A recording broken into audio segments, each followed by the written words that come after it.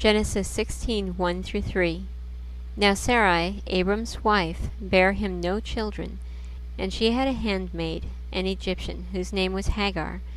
And Sarai said to Abram, Behold now, the Lord hath restrained me from bearing. I pray thee, go in unto my maid. It may be that I may obtain children by her. And Abram hearkened to the voice of Sarai.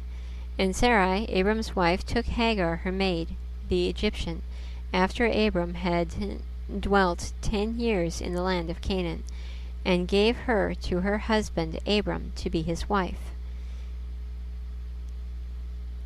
It's pretty apparent that Abraham told his wife about God's plan to give him a son.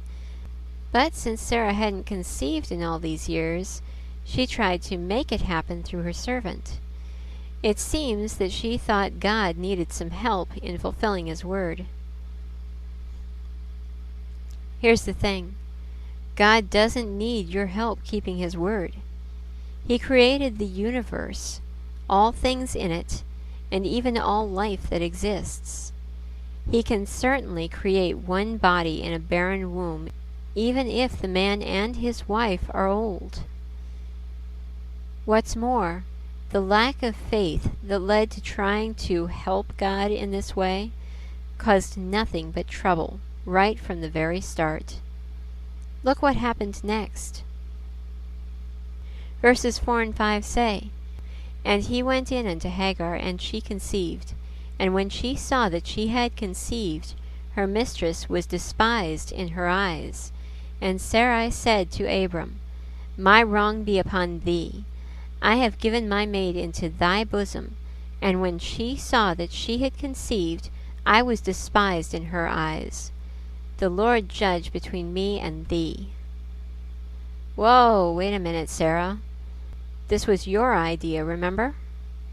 Don't you think you should take some responsibility for your own lack of faith and the decision that you made based on that weakness? How often do we try to help God because we fail to trust him to keep his own word? And then, when things go sideways, we blame God or those who just go along with our ideas. Granted, there are situations where we do our part, then God does his.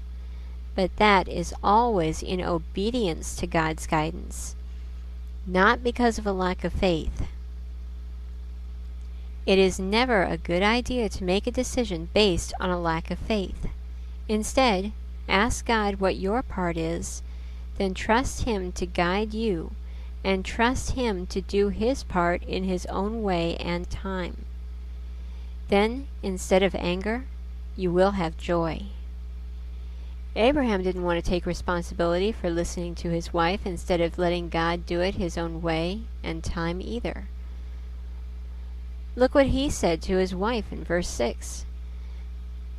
But Abram said unto Sarai, Behold, thy maid is in thy hand. Do to her as it pleaseth thee. And when Sarai dealt hardly with her, she fled from her face. First, Sarah's servant becomes disrespectful. Then, Sarah takes it out on her husband. Then he tells her to take it out on her handmaid, and she does. What a mess. If everybody would just have owned up to their own part in this mess, there might have been forgiveness. Instead, there's nothing but trouble. When we refuse to take responsibility for our own actions, the mess we create is our own fault, not God's. The first step in accomplishing anything good is to trust God. If you fail in that, don't make it worse by refusing to take responsibility for your actions. Ask God for forgiveness, and go back to trusting him to do his part, and watch how he turns it around. You may be amazed at what he does. The place to start is having a right relationship with him. If you don't have that yet, then you can start with this simple little prayer. Dear Jesus, I believe that you died on the cross for my sins, and that you rose again the third day. Please forgive me for my sins and come into my heart and be Lord of my life. Help me overcome sin in my life and live for you, so I will have joy when I see your glory. In Jesus' name, amen. Get a Bible and start reading it to learn more of His will so you can live out His holiness in your life. If you are interested in understanding the story of Jesus' life better, you might like Emmanuel by April Marie. You can check it out at any of these websites, also included in the video description. Thank you for watching. May you trust God.